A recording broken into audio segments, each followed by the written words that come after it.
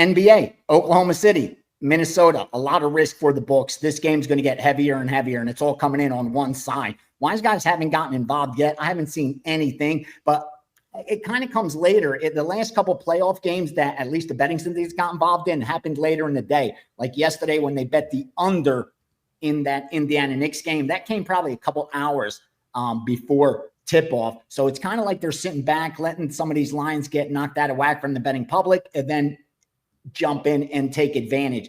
Like I said, so far it's just been all public and it's all on one side. They're betting Oklahoma. Oklahoma's up 2-1 in this series.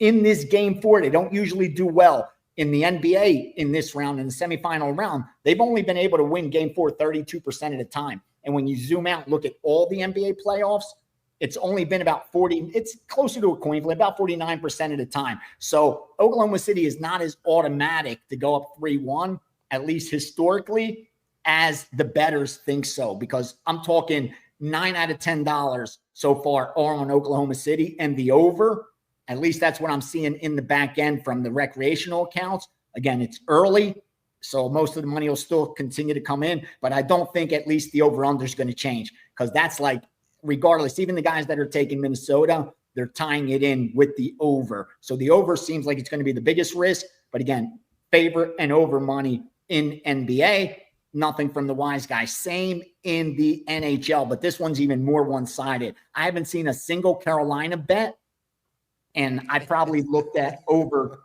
150 accounts.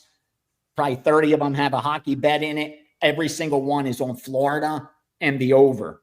Florida and over, Florida and over, Florida and over. They are blindly betting Florida and over. Now, those teams that are up, like Florida 3-0, they sweep about 60% of the time.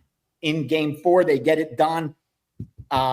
In this round of the NHL playoffs, 62% of the time. When you zoom out, all the NHL playoffs, about 61% of the time. So a little better than 6 out of 10 times a team like Florida is able to get the sweep. But this is a heavy price, almost laying near, 180 right now. So they're charging you a premium, and the bettors don't seem to mind. They are taking Florida blindly. Again, I have not seen a single bet on Carolina yet. They did the same thing yesterday with Edmonton and got there. They're flipping it today on the Florida side. In baseball, a little early. Usually I have a lot more to share, but the groups are a little slow to get out of bed today. Here's what we're on so far. 901 under Colorado and the Cubs. We bet it under 8 up to -125. I saw it in another account, even at 7.5 at minus like 110. They went under 7.5 as well, Colorado and the Cubs. 907 Toronto, +135. Toronto, +130. Under 7.5, -120. And then I saw another one under 7 at -105.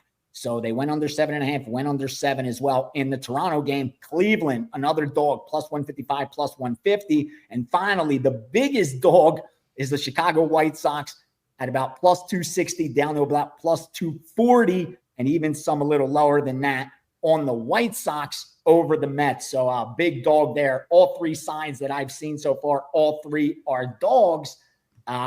Nothing else sticking out too much again, except that Colorado and Cubs total that's going under. The public, real quick, one-sided on the Cubs. That's the heaviest bet game so far. That has the most money and the most tickets, and it's all on the Cubs. No surprise, 3-1 favorite. They're using the run line, and they're parlaying it with other sides. The side that they're parlaying it the most with right now, I can tell you, is the Yankees on the road at the Angels. They're tying the Yankees in with the Cubs early. They're also tying St. Louis, small favorite, but they really like St. Louis for some reason over Baltimore. And they like Kansas City, another small home favorite. Kansas City's one-sided. And, that's what sticks out the most. Kansas City, St. Louis, Yankees, and the Cubs. Those 4 are the most one-sided public teams in Major League Baseball, all tied into parlays, all getting some straight action as well. So, again, a little slow on Memorial Day, but that'll pick up. This is one of the busiest betting days year after year. So I expect to get a lot more volume as the day progresses. The Timberwolves and the Thunder, and we're going to take Mike Conley over 2.5 rebounds.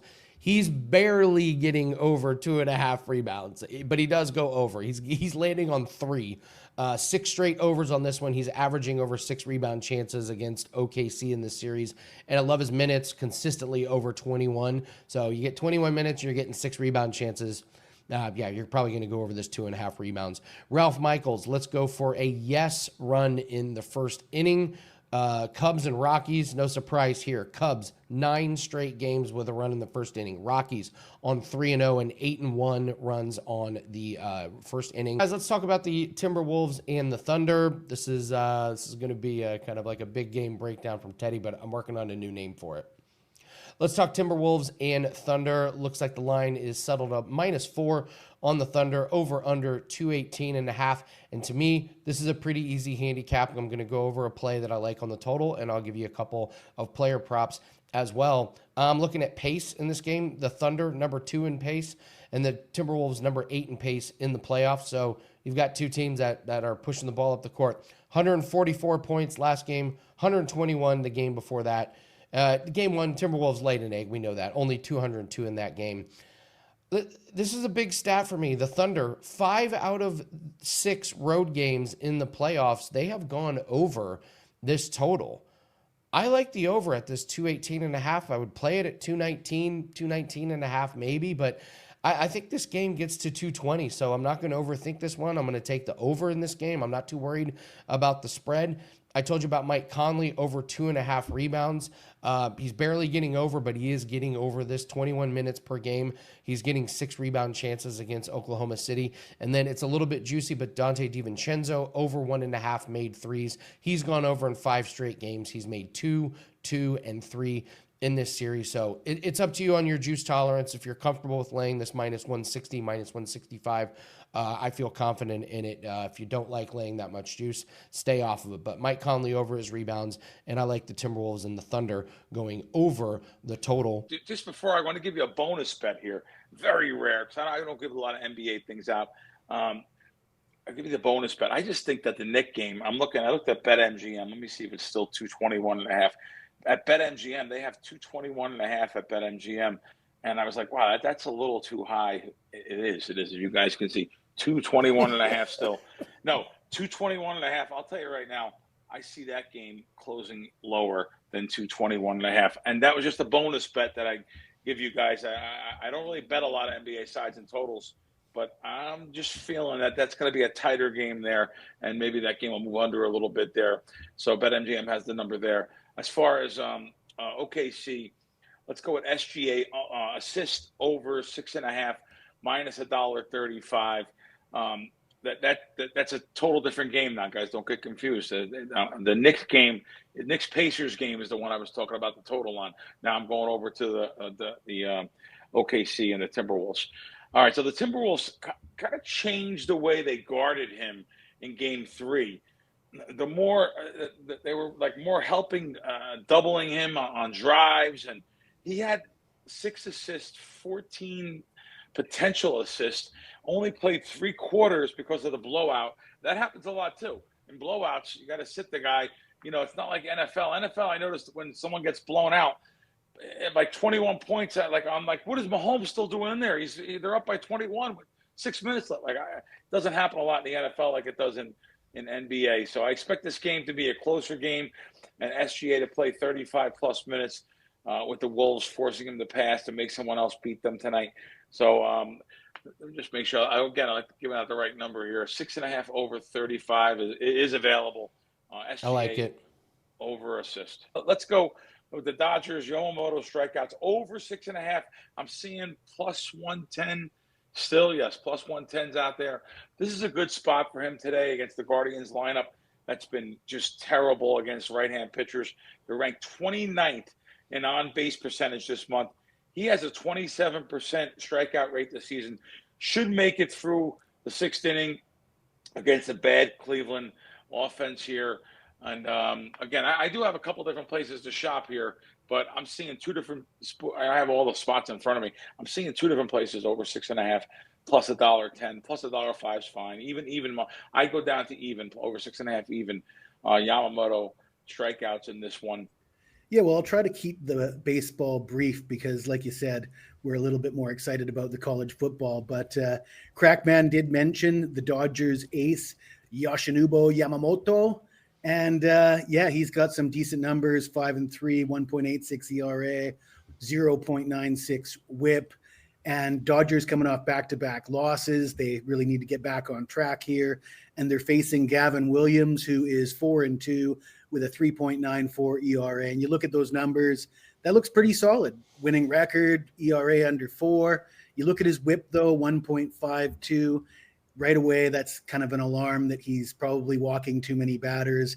And sure enough, he's walked a dozen guys in 20 innings in his last 4 starts. And that might be one of the reasons why he's 0-2 with an ERA of 18 in 2 starts against the Dodgers. Because if you're going to put men on base and then pitch to the likes of Freddie Freeman, Mookie Betts, and Otani and the rest of them, you're going to get hurt. And I think he gets hurt today. We're going to go, instead of taking the Dodgers at the big juice price here, which a lot of people will be doing that anyways, let's go first half team total over 2.5 plus 125.